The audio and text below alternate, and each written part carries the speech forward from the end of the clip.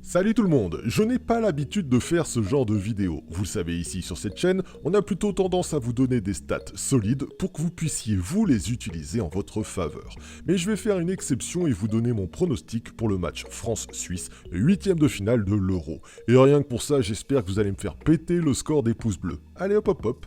Bon, je suis pas forcément à l'aise. Quand je vois les pseudo-spécialistes sur YouTube se planter 2 fois sur 3 dans leurs pronostics, alors que c'est censé être des pros, je me dis que ça ne va pas être si facile que ça. Mais là, j'ai quand même de bonnes chances d'y croire. En fait, ce qui me choque, c'est ceci. 1,58 pour la victoire de l'équipe de France et 4,1 en lay sur le match nul, donc lay the draw. Mon cœur balance vraiment au moment où je tourne cette vidéo.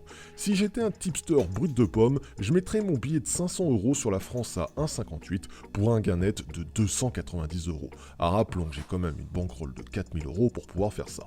En fait, je me dis que Benzema est libéré, délivré avec son doublé et que ça y est, il va enfin pouvoir jouer son vrai football. Et c'est un pro Giroud qui vous dit ça quand même. Et puis on parle quand même de la Suisse qui n'a tout simplement jamais battu la France en compétition officielle. Enfin, je sais pas, j'adore la Suisse, ils font de très bons chocolats, mais leur football, c'est comme leur armée, c'est quasi inexistant. Alors ok, nous on a des problèmes de défense en France, mais on s'en fout, c'est la Suisse en face. Je suis sûr que vous êtes plus capable de citer les finalistes de koh que les attaquants de la Suisse. Ah! Sérieux quoi, c'est un 8e de finale de l'Euro, une équipe de France invaincue dans le groupe de la mort qui fait son style de jeu habituel, à savoir de la merde en phase de groupe et qui se réveille totalement dans les matchs décisifs. C'est vrai qu'il faut dire ce qui est, les Bleus sont souvent là dans les matchs décisifs. Bon, finalement mon cœur balance aussi quand même avec le lay the draw qui offre quand même une rentabilité de 32%. L'idée est assez simple, vous placez votre billet sur le lay the draw, donc non, il n'y aura pas match nul, et dès qu'il y a 1-0, si possible pour la France, vous revendez votre pari à 20% et basta. Vous n'attendez pas la fin du match, vous croisez les doigts pour que ce but arrive le plus tôt possible, et vous revendez, bisous, au revoir. D'autant plus que notre logiciel annonce une stat quand même assez solide, avec 94% de buts dans les matchs de l'Euro pour la Suisse. Genre les 0-0 dans cette compétition, ils connaissent pas eux.